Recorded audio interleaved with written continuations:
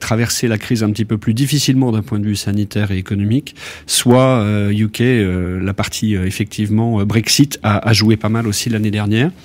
En contrepartie de ça, les pays leaders en Europe continentale, que ce soit l'Allemagne, la France, subissent un petit peu plus, effectivement, et seront certainement en retrait, même si le T3 est plutôt très bon en termes de transactions immobilières. Ça, c'est pour la partie balance, entre guillemets, des différentes activités sur certains pays. Si on prend par classe d'actifs, bien entendu, on va retrouver la logistique, la santé, le résidentiel, qui sont des classes d'actifs qui jouent. Ce sont celles qui montent aujourd'hui. Voilà, ouais, d'accord. Qui jouent effectivement avec la mécanique de résilience et puis surtout avec des tendances. La logistique, c'est une tendance de fond liée effectivement à la montée du e-commerce et avec l'obligation pour les entreprises d'être au plus près de leurs consommateurs. Et de l'autre côté, on va avoir effectivement la santé qui va très bien fonctionner, le résidentiel, j'en parlais. Et de l'autre côté, on va avoir plutôt la partie commerce et la partie hôtellerie, tourisme, qui a subi de plein fouet la Covid-19. Et qui est un secteur en rebond aujourd'hui. Et qui est un secteur qui a pas mal subi et qui effectivement est un secteur en rebond, pas partout, et pas en fonction. Plutôt dans les pays d'Europe du Sud, justement. Plutôt dans les pays d'Europe du Sud, effectivement. Après, ce qu'on remarque pour regarder d'un point de vue macro, c'est que les crises, c'est toujours des problématiques et en tout cas des sujets de tendance et surtout des sujets d'accélération de tendance. On voit aujourd'hui que tous les acteurs du marché reviennent sur des grands fondamentaux, emplacement. On voit aujourd'hui que les bureaux s'arrachent sur les cœurs des grandes métropoles européennes. A contrario, les bureaux en périphérie ou éloignés ou dans les plus petites villes, c'est un peu plus complexe. Et pareil pour la logistique, pareil pour le commerce. On a toujours aujourd'hui des recherches d'actifs très centraux et qui vont aujourd'hui avoir toujours une valorisation importante. Le sujet aujourd'hui, c'est le retour de l'inflation en Europe, enfin pas seulement en Europe, et notamment en Allemagne, puisque vous êtes positionné sur ce marché. Alors c'est la question classique, mais quel va être l'impact d'un retour de l'inflation sur la valorisation des actifs immobiliers ? Alors l'impact, il est de plusieurs ordres, mais il est très lié. L'impact, ça va être effectivement une augmentation, par exemple, pour les investisseurs des coûts de crédit, puisque les différentes banques centrales sont obligées de contrecarrer l'inflation avec une remontée des taux directeurs, et donc l'incidence directe, c'est une remontée des taux d'emprunt. Donc ça minimise la capacité des investisseurs à acheter. Donc ça, c'est la première conséquence. Donc celle-ci, ça peut être effectivement une baisse des prix des valeurs immobilières. En tout cas, ça peut être le sujet. L'autre point qui est important pour ceux qui détiennent de l'immobilier, c'est que l'IRL, donc l'indice de révision des loyers, va suivre effectivement cette mécanique d'inflation et donc va faire en sorte d'augmenter les loyers et donc augmenter les rendements des actifs qui sont déjà dans les portefeuilles. Donc ça, c'est effectivement les deux mécaniques de l'inflation. A priori, en tout cas ce qu'on entend de différents économistes, c'est qu'on a un retour d'inflation effectivement avec une perspective à 12 mois, 18 mois, et après, effectivement, avec un retour à la normale. Donc, on va voir comment ça va évoluer de ce point de vue-là. On verra. Donc, à court terme, là, vous êtes positionné, comme je disais, on en reviendra tout à l'heure, sur l'Allemagne et l'Espagne. Par rapport aux perspectives économiques et à l'état des marchés locaux, aujourd'hui, faut mieux jouer l'Allemagne ou jouer l'Espagne, très rapidement? Alors, c'est deux marchés qui fonctionnent pas de la même manière. Il y en a un où c'est effectivement l'Allemagne, où on a la première puissance économique européenne et donc qui est un marché plutôt sécuritaire, un marché aussi, si on parle d'immobilier, qui est très profond puisque c'est, alors peut-être pas cette année, UK va repasser devant, mais en tout cas l'année dernière, c'était le marché le plus important en termes de transactions immobilières. C'est, pour donner quelques chiffres, c'est à peu près entre 60 et 80 milliards de transactions, alors qu'en France, on est sur 20-30 milliards sur ces 2 dernières années. Donc on voit que le marché au moins 2 fois supérieur en termes de volume de transactions sur l'Allemagne. Donc, on va en tout cas investir, nous, et on va proposer cet investissement à des clients qui cherchent plutôt une régularité de revenus dans le temps, puisque c'est un marché assez stable, décentralisé, et donc qui va effectivement apporter une certaine régularité, en tout cas une potentialité de revenus assez régulier. Et l'Espagne, c'est plus spéculatif alors? Sur l'Espagne, on est sur un pays d'Europe du Sud avec une économie un peu moins forte, comme d'autres pays d'Europe du Sud. On pourrait presque mettre la France à l'intérieur.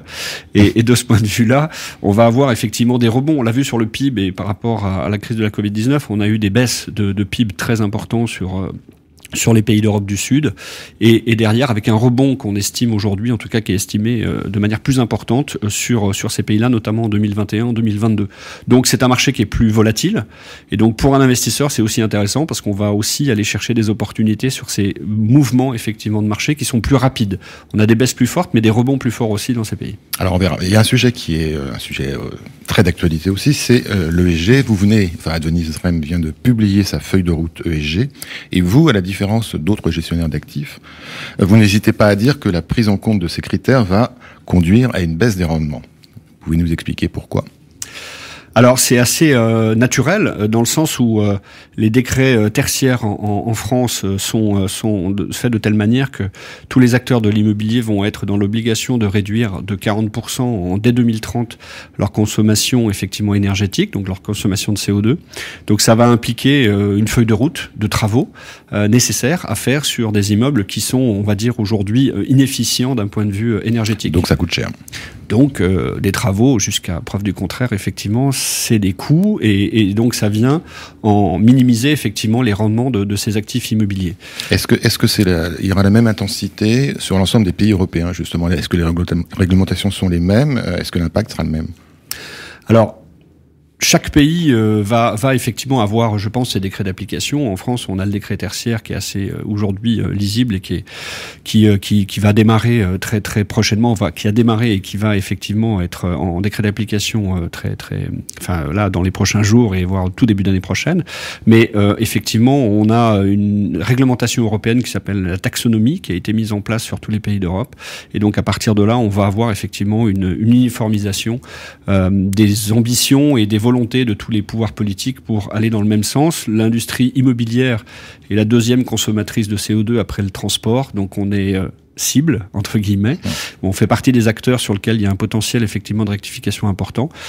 Il est considéré aujourd'hui en Europe qu'il y a à peu près 75% des immeubles qui sont inefficients d'un point de vue énergétique, et donc il y a un gros travail à faire sur l'intégralité des pays européens. On va parler des CPI justement parce que donc si baisse des valeurs des actifs immobiliers, ça peut vouloir dire baisse de la valeur des parts de SCPI. Est-ce que les impacts de ESG ne seront pas encore là puisqu'il y a des plans de travaux sur les 10 prochaines années, donc ça va être aussi étalé, c'est-à-dire que c'est pas en une année qu'on va être obligé de faire l'intégralité des travaux d'un parc immobilier.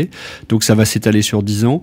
D'un autre côté, je pense que tous les immeubles vertueux, pour le coup, auront une augmentation peut-être des loyers, donc une négociation avec les locataires. Donc il y aura une contrebalance effectivement des coûts de travaux avec des augmentations de loyers. Il y a aussi le schéma des valorisations. Donc les valorisations vont aussi avoir une différence assez forte et ça va s'accentuer dans le temps. Et en tout cas jusqu'à 2030 entre des actifs qui sont inefficients et qui vont perdre de la valeur clairement et des actifs qui vont être plus vertueux et qui seront dans les normes de demain et qui eux vont certainement gagner en valeur. Donc à très court terme, je pense que même les valeurs de l'immobilier, quand on voit le contexte, vont certainement monter. Et après, il y aura cet arbitrage entre les deux, entre des actifs qui vont être vertueux et d'autres qui ne le seront pas. D'ailleurs, vous avez vous-même augmenté la valeur de la part en 2020 sur une de vos SCPI, si je ne m'abuse. Mais je voulais qu'on parle de votre activité. En 2021, oui, pardon. Je voulais qu'on parle dans l'actualité produit, le lancement de votre unité de compte immobilière. Je voulais savoir si on était aujourd'hui en termes de collecte et si elle avait procédé à des investissements particuliers.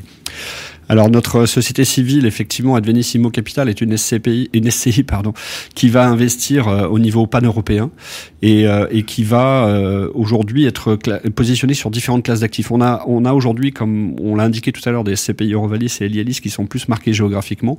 Là, l'idée, c'est de créer une société civile qui est, elle, investie sur l'intégralité des pays de l'OCDE, voire même plus largement que l'Europe, et donc qui va pouvoir investir de manière plus large.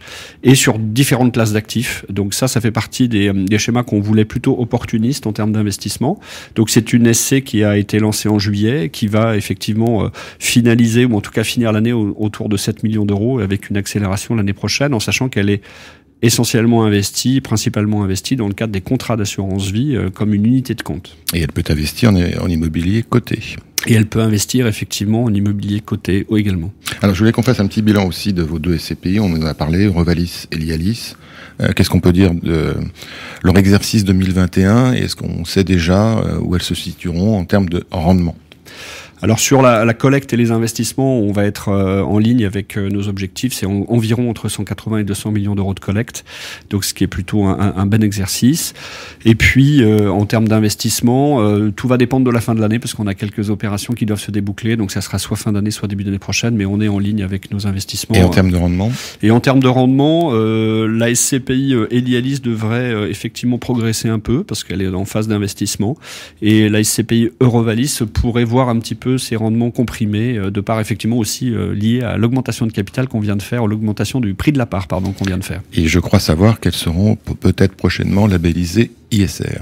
Oui, tout à fait. On est en finalisation de notre labellisation ISR, donc ça devrait voir le jour normalement début d'année prochaine. Eh bien, on suivra ça avec attention. Jean-François Chory, merci.